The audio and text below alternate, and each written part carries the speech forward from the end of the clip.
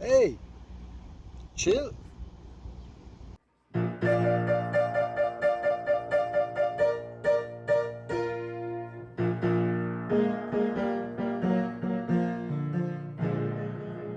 Hey, Jerry Lauzon, bienvenue à Nomadisme Expérimental. Aujourd'hui, on commence la série sur la sécurité en van.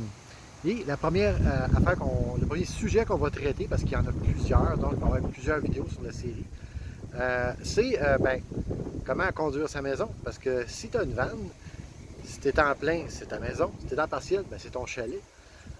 Et j'ai eu beaucoup de demandes à propos de plusieurs sujets.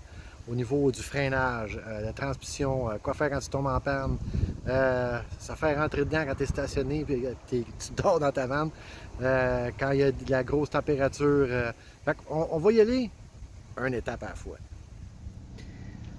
La première chose à penser avant que je vous montre quoi que ce soit, c'est que tu chauffes ta maison ou ton chalet si tu es en partiel, ben, tu es déjà chez vous. Fait qu'il n'y a pas de presse à te rendre nulle part. Prends ton temps. Je vais aussi vous montrer des stratégies de conduite, des choses à faire. En bout de ligne, c'est toutes les bébelles que si vous avez un bavard dans le char avec une compagnie d'assurance, c'est ça qu'ils regardent eux autres, pour amoindrir les risques. On va regarder ça aussi. Mais prenez votre temps. Prenez pas le risque de détruire votre véhicule, l'endommager, vous organiser pour qu'il se ramasse au garage 3 jours ou plus. Ça peut toujours arriver. D'ailleurs, vous devriez avoir un budget pour ça. Que si ta maison est plus disponible, que tu peux aller le caser quelque part pour une couple de jours. Fait qu'on budgète pour ça. L'autre chose, avoir un service d'assistance routière. Il y a des compagnies d'assurance qui l'offrent. Parfois, où est-ce que tu vas acheter ton véhicule, ils vont te l'offrir pour un certain temps. Et bien entendu, il y a le CA. Ça, c'est une police d'assurance. Si tu es pris loin de chez vous, ben enfin, loin de ton port d'attache peut-être, peu importe où ce que tu es, je sais pour un fait que CA couvre Canada et États-Unis. Pour le reste, je ne pourrais pas vous dire. Mais rappelez-vous, tu conduis ta maison, prends ton temps, il n'y a pas de presse. Ça, c'est la règle numéro 1, c'est d'avoir ce mindset-là. Tu ne conduis pas ton auto que tu peux envoyer au garage un moment donné puis l'oublier pendant une couple de jours. Tu conduis ta maison. C'est très important. La première chose à se considérer pour éviter de tomber en panne, ben, c'est de faire l'entretien de son véhicule. Et vu que c'est ton domicile, surtout si c'est ton domicile, tu ne peux pas être cheap. Donc, changement d'huile régulier aux 5000 km ou 6000 km et maximum 6 mois si tu ne roules pas tant que ça. L'huile moteur se vérifie régulièrement ici et on remplit ici. Ça, c'est une Dodge Caravan. Tous les liquides dans un véhicule ont une durée de vie. Soit liquide de freinage, liquide de refroidissement du radiateur. Ne pas mélanger le liquide de refroidissement ici avec le lave-glace. C'est deux affaires séparées. La pompe à servo-direction et aussi, bien sûr, la transmission qui est quelque part en bas là, qui n'a pas sur la Dodge Caravan 2015 de bâton pour vérifier le niveau. L'autre chose aussi, les bornes de votre batterie, il faut que ça soit propre. Ça, c'est toutes des choses, à chaque fois que vous le rentrez pour un entretien ou un changement d'huile, demandez au garagiste de faire la vérification non seulement des niveaux, mais de la condition de ces liquides-là. Parce que je vous dis, ils ont une vie utile limitée. Un des gros stress pour bien des gens, c'est de faire chauffer les freins quand on descend les côtes. Il faut comprendre comment ça marche en premier. Qu'est-ce qui arrive quand tu pèses là-dessus? Ça, c'est mécaniquement relié à un piston qui est l'autre bord de ce qu'on appelle le firewall. Ça, c'est le mur entre l'habitacle et le moteur. On s'en va là. Là, je ne sais pas si vous pouvez bien le voir ici, là, mais sous le réservoir en bas là, c'est ce qu'on appelle le mètre cylindre. À l'intérieur, il y a un piston qui va compresser du liquide hydraulique qu'on remplit ici et qui va à travers le système pour activer les freins. Alors, sur ma Dodge Caravan, j'ai des jantes en alliage avec des petits trous ici. Les trous, ben, c'est là pour une raison, c'est pour ventiler les freins. Et ce que c'est que, peut-être qu'on ne voit pas bien là, mais on a ici le disque qui fait tout le tour de la roue. Et ici, on a l'étrier. Et à l'intérieur de l'étrier, il y a des plaquettes qui vont compresser le disque quand on applique la pédale à frein. C'est comme j'ai montré tantôt. Le piston compresse le liquide hydraulique et à travers différentes lignes dans le véhicule se rend jusqu'à l'étrier et compresse les plaquettes. Là, au cours de physique, il arrive quoi quand il y a de la friction? Parce que ça fait de la friction, bien ça fait de la chaleur. Et c'est pour ça qu'on a des trous de ventilation. Ceux qui ont des mags, c'est-à-dire des roues en alliage avec des plus grandes ouvertures, il y a, par le métal même, ça dissipe la chaleur plus facilement que l'acier. Et en plus, avec les plus gros trous, bien, il y a plus d'air qui peut passer pour refroidir les freins. Mais il y a une façon d'utiliser ces freins, surtout quand tu descends une côte, genre à Charlevoix, là, qui fait comme 3 km de long, pour ne pas les brûler. Fait que je vais vous montrer ça. Alors la gaffe habituelle que les gens font quand ils descendent une côte, ils vont appuyer un petit peu sur le frein pour ralentir, lâcher, s'appuyer un petit peu pour ralentir, lâcher. Bien ça, ce qui arrive, c'est qu'on parlait de friction tantôt, friction égale chaleur. Puis à un moment donné, tu fais tellement de chaleur que le liquide hydraulique qui active tes freins va bouillir. Puis plus qu'il est chaud, moins qu'il est efficace au point que ta pédale, là, elle peut se ramasser jusqu'au fond du plancher, puis il ne se passe absolument rien. Voici comment éviter ça. Jamais toujours garder son pied sur le frein, c'est pas bon. Pas pomper tout le long non plus, c'est pas bon. La chose à faire, c'est de partir, premièrement, quand tu es en haut de la côte, peut-être un petit peu en bas de la vitesse limite. Mettons que c'est 90. Tu rentres dans la côte, puis tu prépares la descente à 85. Puis là, tu descends, tu ne touches pas au gaz, bien entendu, parce que tu vas déjà assez vite. Puis là, à un moment donné, tu t'en vas à 10 km au-dessus de la limite. Là, tu appliques du frein jusqu'à temps que tu arrives un petit peu en bas de la limite de vitesse, genre 85-80. Tu relâches. Puis là, tu leur laisses descendre. Puis après ça, aussitôt que tu es 10 au-dessus de la limite, réapplique. Puis après ça, jusqu'à 80-85, lâche. Ce qui arrive, c'est qu'entre les deux, les freins vont avoir le temps de refroidir jusqu'à temps que tu arrives là, sur le plat. Ça, c'est la meilleure chose à faire.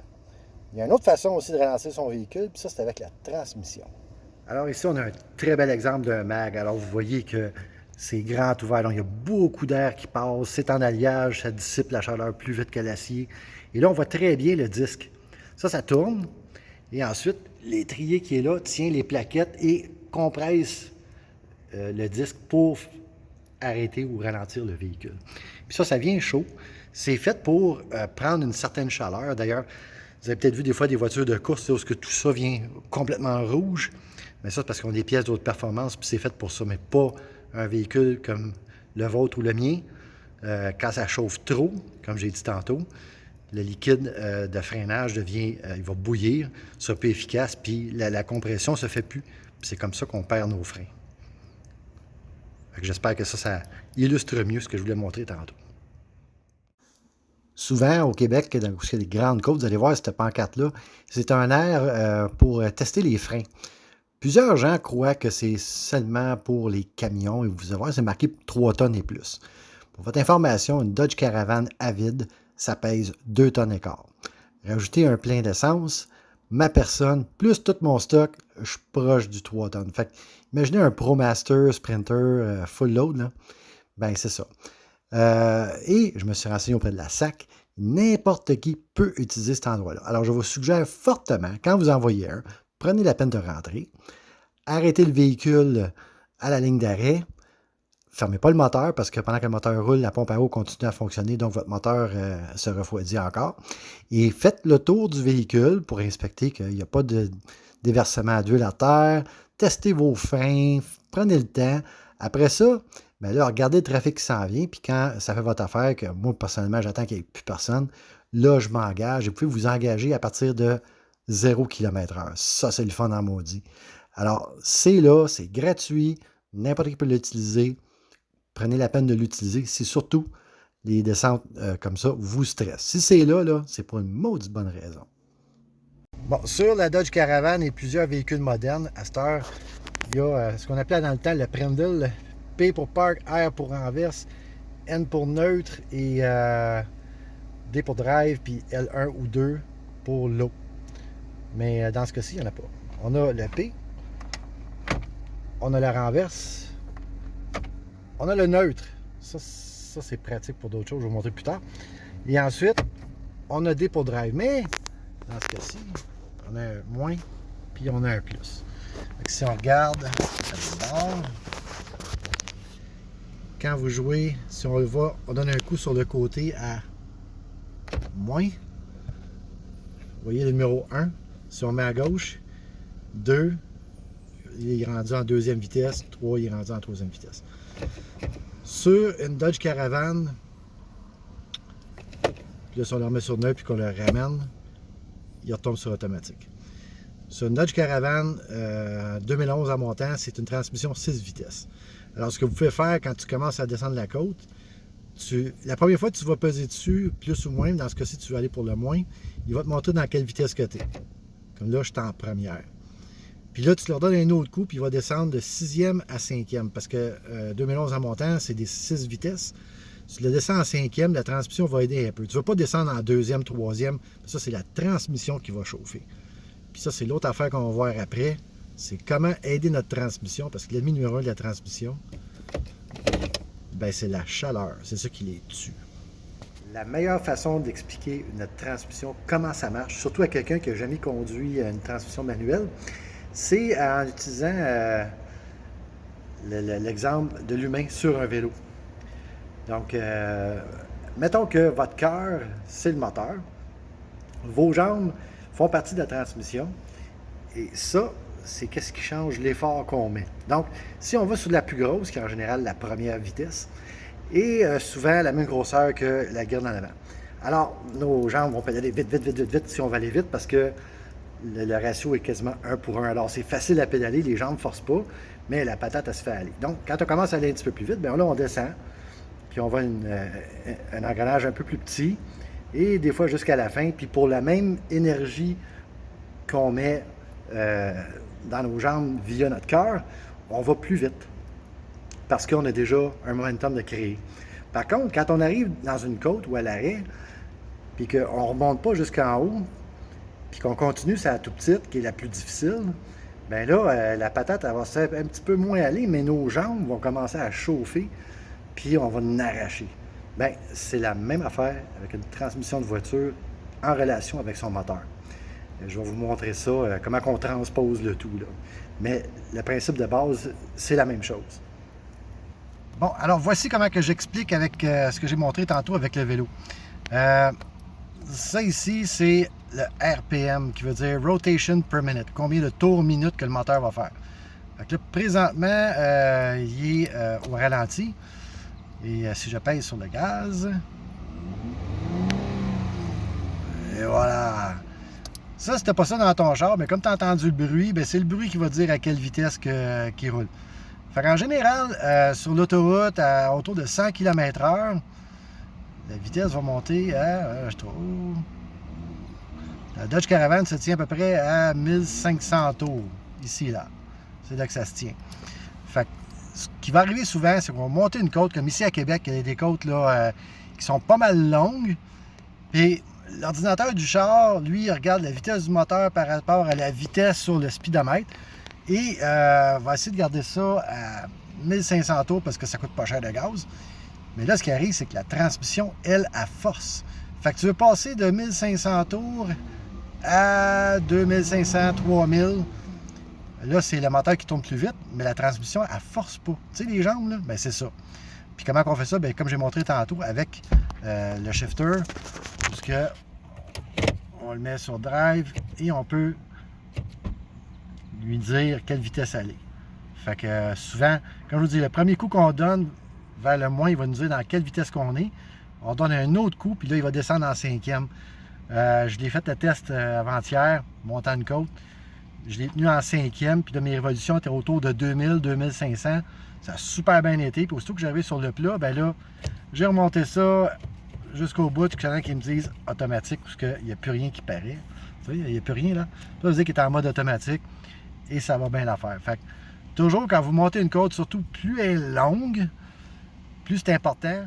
Bon, une autre affaire qu'il faut savoir d'une transmission, c'est que quand on roule et qu'on est sur une surface glissante puis qu'on veut freiner, avec un véhicule équipé d'ABS, pied dans le fond, puis tu le gardes là, puis tu diriges le véhicule pour ne pas te ramasser dans le champ. Pomper les freins, ça ne donne rien. L'ordinateur va le faire plus vite que toi. Tu t'en rendrais même pas compte. Appliquer le frein dans le fond, puis ça va faire la job. Une façon que ça arrête plus vite, Parce que pendant qu'on est sur drive, le véhicule, lui, il pousse quand même par en avant. C'est... Voyons. Il n'ira pas plus loin. Là, il est au neutre. Au neutre, il n'y a plus d'énergie qui va aux roues. Donc, le véhicule va arrêter plus vite. Par contre, très important, un coup qu'on l'a mis sur le neutre, ne jamais le remettre à drive, sauf si le véhicule est complètement arrêté. Comme ça. Et voilà. Alors, c'est une petite affaire que bien les gens ne savent pas. L'autre chose aussi, si je ne me trompe pas, on l'arrête. Oups. Sur le neutre, le véhicule va partir. Tu peux l'arrêter partir. Par contre, la clé, elle ne sortira pas.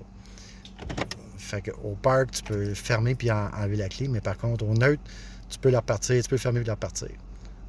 Pas la même affaire pour le reste. En tout cas, fait que c'était le truc que je vais vous montrer avec la transmission au niveau du neutre. Jamais mettre ça sur le neutre pour descendre une côte. Là, ça va vraiment aller vite. Gardez ça engagé dans le D. Hey, on y va.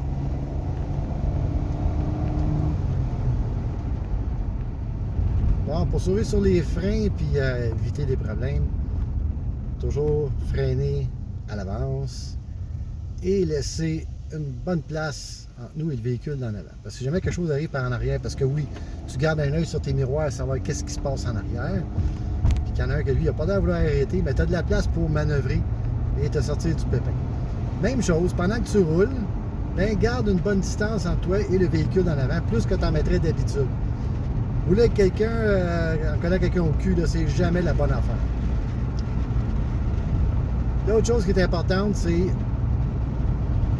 pour éviter les accidents, et voilà justement, si tu veux tourner à gauche, trouve un endroit pour virer à gauche où c'est protégé, un virage à gauche protégé. Sinon, tu fais comme qu'est-ce que je viens de faire là, tu rentres dans une petite rue à droite, là c'est extrême, là, mais des fois je vais le faire, mais et là, quand on s'assure qu'il n'y a pas de trafic en avant, pas de trafic en arrière, on fait un petit U-turn.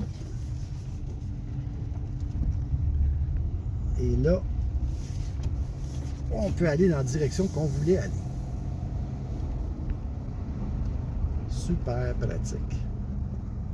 Mais comme je vous dis, ça dépend du trafic. Comme là, aujourd'hui, il n'y a pas de trafic.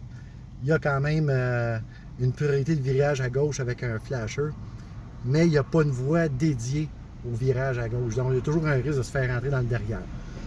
En général, je préfère tourner à gauche où il y a un virage à gauche protégé. Une affaire super pratique que je vous conseille fortement, c'est ces petits miroirs-là. Tu pognes ça chez Canadian Tire, là, ça coûte des peanuts. Là. Tu mets ça en bas là et ça te montre tout ce qui se passe ici. Donc, ça couvre tes angles morts. Tu ne mets pas juste sur le côté chauffeur, tu mets sur le côté passager aussi parce que ça fait la même affaire. Ça, là, ça peut te sauver des milliers de dollars en dommages parce que, écoute, à toutes les fois que je décide de changer de voie, peu importe, je vérifie toujours ce miroir et après, je regarde le gros. Parce que le gros va te donner une idée, mais et aussi, là, tu ne le vois pas de ma position, là, mais si tu regardes comme ça, ouais, même que je trouve qu'il n'est pas assez loin, je vais le bouger. On va voir un petit peu plus loin. Là, lui, il va couvrir plus loin. Et celui-là couvre absolument tout le reste du char. D'ailleurs, je vais prendre... Non, j'ai personne. C'est pas grave. Mais c'est ça. Ça, là, c'est de l'art. Vraiment. Si vous ne l'avez pas déjà, allez vous en chercher un. Ça ne coûte rien. Puis ça sauve un paquet de problèmes.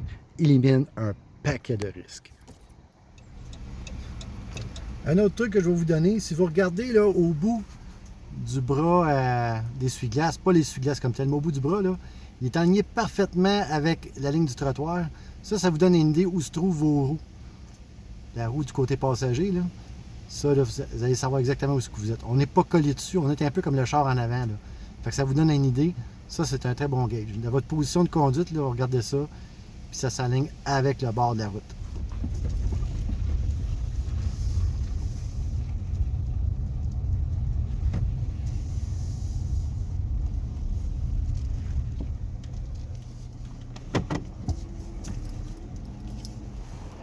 Une autre question que j'ai souvent au niveau de l'anxiété pour faire du boondocking, c'est comment on choisit nos spots. Alors, c'est un espace de stationnement le long du parc linéaire ici à Québec. Et ça fait partie du sentier transcanadien. Donc, il y a beaucoup de circulation de cyclistes. En général, les cyclistes, c'est du bon monde. Et en même temps, on prend la peine de regarder est-ce qu'il y a des bouteilles de bière, des seringues ou un feu de camp avec des bouteilles de canettes de bière. Ben non, regardons ça, là. Un jeu d'enfants. Fait que ça me dit que c'est des familles qui viennent ici. C'est un endroit très sécuritaire. Ah, regardons ça. On a des graffitis là-bas. Mais si on les regarde attentivement, ils sont pas mal vieux. Donc, c'est pas récent. C'est pas quelque chose de frais. Fait que ça m'indique que c'est pas mal safe, c'est propre, c'est ramassé. Il y a déjà quelqu'un qui soit se stationne au Boondock ici, j'en ai aucune idée. Et on n'oublie pas de toujours se stationner avec le devant prêt à partir. Et on dégage le poste de pilotage pour qu'il soit accessible au cas où qu'on doit se pousser le plus vite possible. D'ailleurs, ça c'est une manœuvre que vous devriez pratiquer une couple de fois quand tu n'as pas de besoin, quand c'est pas urgent, quand ça presse pas. Fait que comme ça, tu as déjà développé l'habitude. Fait que quand ça va être le temps d'arriver, tu y penseras même pas, tu vas sauter en avant, mettre la clé là-dedans, vroom, drive, go, puis tu pars. Tu restes pas là. Dans le doute, le gaz au bout. Bon, comment éviter de se faire rentrer dedans pendant que tu dors dans ta vanne? Tout ça a rapport avec comment tu choisis ton spot de parking. Alors, on est sur une belle petite rue qui est pas trop passante. On a une bâtisse l'autre bord. On a une maison résidentielle en arrière de moi, en arrière de la caméra. Et là-bas, si on regarde, bon là, on a une rue très passante. Il y a beaucoup de monde. Et vous allez remarquer que je suis pas mal loin de l'intersection. Pourquoi? Parce que si je suis proche, un véhicule qui tourne à gauche, qui manque sa shot, bang, me rentre dedans. Tandis que là, il va prendre le champ et les chances qu'il vienne me rentrer dedans, même que je pourrais me mettre plus loin, j'ai de la place en masse, sans aller trop proche de l'autre intersection, parce que là, c'est dans l'autre sens, ça pourrait être le problème. Idéalement, c'est d'avoir un autre véhicule en arrière de nous autres, puis on se laisse bien de la place entre les deux. Fait que si lui se fait rentrer dedans, il y a des chances qu'il arrête avant qu'il se rende à nous autres. Fait que c'est de choisir. L'autre affaire aussi, c'est de s'assurer que directement en face de ton char, comme en arrière de la caméra, là, il n'y a pas une autre rue ou une entrée, parce que quelqu'un qui sort ou qui s'engage en intersection, si tu es au bout de la rue en question, bien là, il peut te rentrer dedans carré ou pas loin. Il faut vraiment dégager chaque côté de l'intersection. Donc, où je suis là présentement, en arrière de moi, il n'y a rien, il n'y a pas de véhicule qui peut sortir. Donc, je suis dégagé. Fait que ça, c'est la meilleure façon de régler ce problème. L'autre bonne façon de préserver son véhicule, c'est que si on annonce là, tempête, orage, grand vent, puis les enfants qui crient en piscine, c'est de ne pas se stationner proche des arbres, dans des endroits le plus dégagés possible. Fait que ça, ben, on vient d'éliminer le risque d'un bris majeur, voire catastrophique. Il faut penser à ces choses-là. Bon, la dernière affaire que je veux vous parler, souvent on me demande si je laisse mon CPAP ou une TV ou whatever plugger sur le char, vas-tu mettre la batterie à plat? La règle numéro 1, là, c'est la batterie du char. Quand tu as fini avec le char, tu fermes, tu t'en sers pas. Tu t'organises pour avoir du pouvoir dans la cabine, pour tout ce qui se passe dans la cabine. C'est deux mondes séparés. Fait que comme ça, tu es certain que ton char va toujours partir parce que ta batterie va toujours être pleine. Une façon de s'assurer de ça, c'est tous les véhicules ont une bébelle de même, là. Tu le mets par en bas complètement, là, puis ça ferme les lumières intérieures. Fait que tu rouvres les portes, les lumières n'allument pas parce que tu t'es installé des lumières dans la cabine. Fait que ça, c'est bien important. L'autre chose que ça m'apporte, ou ça m'amène, c'est que le plus souvent qu'autrement, je m'organise pour ne pas conduire dans la noirceur. Mais des fois, tu n'as pas le choix. Puis il y a une affaire qui arrive souvent parce qu'à cette heure, pour une raison que je ne comprends pas, les fabricants automobiles allument le tableau de bord quand les lumières ne sont pas allumées. Parce que dans le temps, ça ne s'allumait pas tant que les lumières n'étaient pas allumées. Alors, on a souvent des gens qui roulent juste avec les feux de jour à l'avant parce qu'ils pensent que vu que ça c'est allumé, bien, les lumières sont allumées, toutes les restes de lumières ne sont pas allumées. Une façon d'avoir une idée si les lumières sont allumées ou pas, le tableau de bord, lui, va allumer. Mais les autres contrôles, les lumières ne seront pas allumées. Alors, si ça, c'est pas allumé, tu roules pas de lumière. Parce que les feux de jour ne sont pas assez forts pour illuminer. Puis tous tes feux autour et en arrière du véhicule ne sont pas allumés, donc tu es invisible de nuit. Assure-toi que tu allumes tes lumières bien comme il faut. Puis là, comme de fait, si tu fermes tes lumières, souvent, le tableau de bord, il n'y aura pas de lumière pantoute, donc on va le réactiver. Fait que c'est ça. Ferme les lumières de l'intérieur, et voilà. Comme ça, tu n'as pas besoin de te faire booster dans le milieu du désert. Non, ça ne m'est pas arrivé. Quand vous planifiez un trajet via Google, faites attention. Parce que Google, des fois, peut vous envoyer quelque part, puis que c'est tu peux te perdre, ou tu te ramasses à une mauvaise maudite place. Le plus bel exemple que je ne peux pas vous donner, c'est la côte Godin pour se rendre à l'île aux Coudes.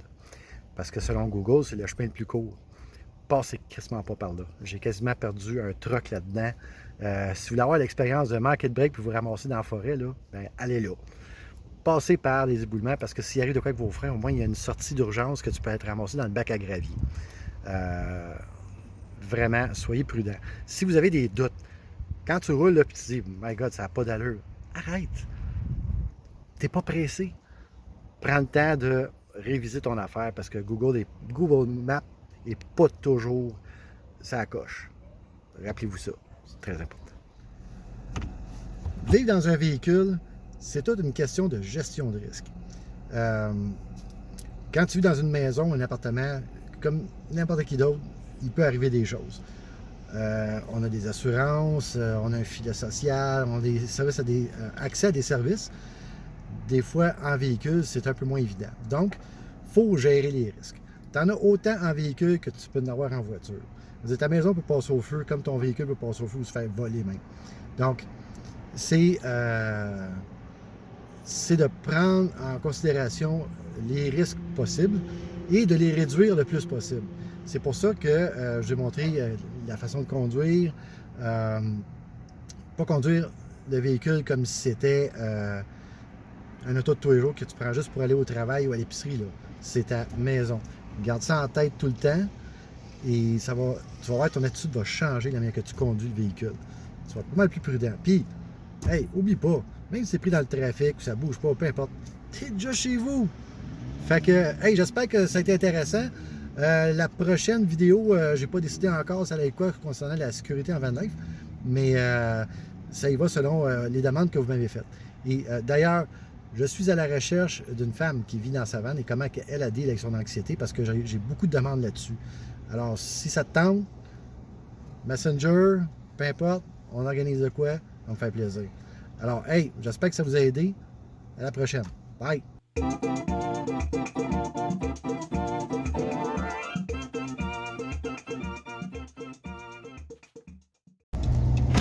Première. Deuxième. 3000 tours.